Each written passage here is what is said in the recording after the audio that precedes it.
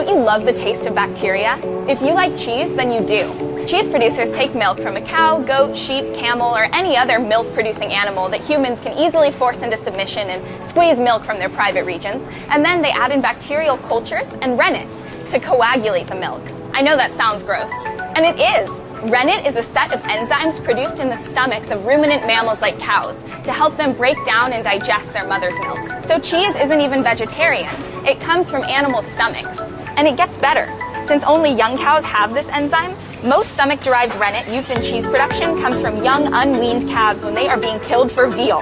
That means by eating cheese, you can support the veal industry. Yay! Baby flesh is the best flesh. The bacteria and rennet separate the milk into two parts, the solid curds and the liquid whey. Isn't that cool? Whoever thought, let's take a mother cow's milk, kill her baby, and take the enzymes from her baby's stomach, put it in the milk to cause a chemical reaction that separates the solid from the liquids and creates chewy milk? That person was a genius. A twisted sadist, yes, but a genius. Not today. Although it's thought that the first cheese was made accidentally, back when people used to store milk in containers made out of animal stomachs. I wish we still did that. After the milk is coagulated with the enzymes, the solid curds are separated from the liquid whey. If you just stopped here with the wet curds, you'd have cottage cheese. But for solid cheese, the curds are formed into blocks and left to age, sometimes for a year.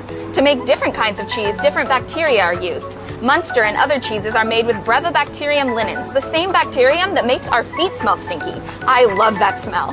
Plus, mold is used to make blue cheese, gorgonzola, brie, Stilton, camembert, and more. Doesn't that make your mouth water? If it doesn't, just try some and eventually you'll get addicted. That's because cheese releases chemicals called casomorphins, and when they get into your brain, they attach to the same opiate receptors as heroin and other narcotics. So even if you don't like mold, bacteria, and that stinky feet smell, cheese will trick your brain into wanting more.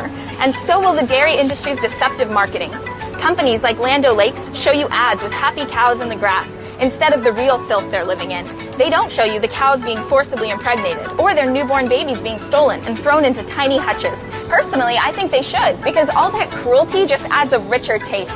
Cheese could also be made with citric acid like lemon juice instead of rennet, and even without dairy at all. There are cheeses made with nuts, seeds, soy, and root vegetables.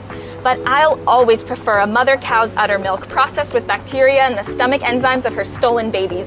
Just like human breast milk helps grow human babies, a mother cow's milk helps her baby gain hundreds of pounds in a matter of months.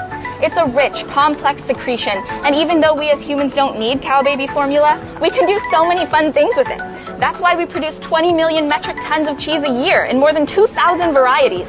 In the US, the federal government has 1.4 billion pounds of surplus cheese in storage because they refuse to stop sending massive subsidies to the dairy industry, even as dairy milk sales are on the decline. I love how our government sticks up for multi-billion-dollar industries at the cost of ordinary people.